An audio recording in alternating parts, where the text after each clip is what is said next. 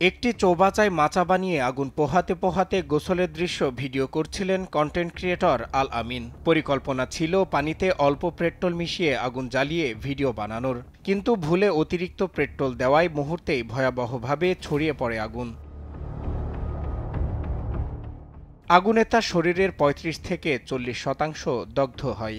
আগুন নেভাতে পানিতে ঝাঁপ দিলেও রক্ষা পাননি তিনি।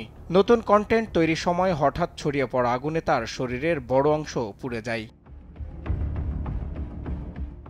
ঘটনাটি ঘটে শুক্রবার সকালে ময়মনসিংহের গৌরীপুর এলাকায়। পরে আশঙ্কাজনক অবস্থায় ময়মনসিংহ মেডিকেল থেকে তাকে ঢাকা বারডেম হাসপাতালের বার্ন ইউনিটে আনা হলে সেখানে সিসিইউতে জীবন মৃত্যুর লড়াইয়ে দিন পার করছেন। দুর্ঘটনার পর সহকারীরা দ্রুত তাকে হাসপাতালে নেয়। পরে উন্নত চিকিৎসার জন্য ঢাকায় আনার পর চিকিৎসকরা তাকে নিবিড় পর্যবেক্ষণে রেখেছেন।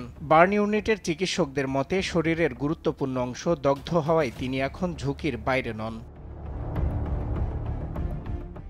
এ খবর ছড়িয়ে পড়তেই সামাজিক যোগাযোগ মাধ্যমে ব্যাপক প্রতিক্রিয়া দেখা যায়। আল আমিনের ভক্ত সহকর্মী ও পরিচিতরা তার সুস্থতার জন্য দোয়া চেয়ে বিভিন্ন প্ল্যাটফর্মে পোস্ট দিচ্ছেন। তার সহযোগীরাও সবাইকে প্রার্থনার আহ্বান জানান।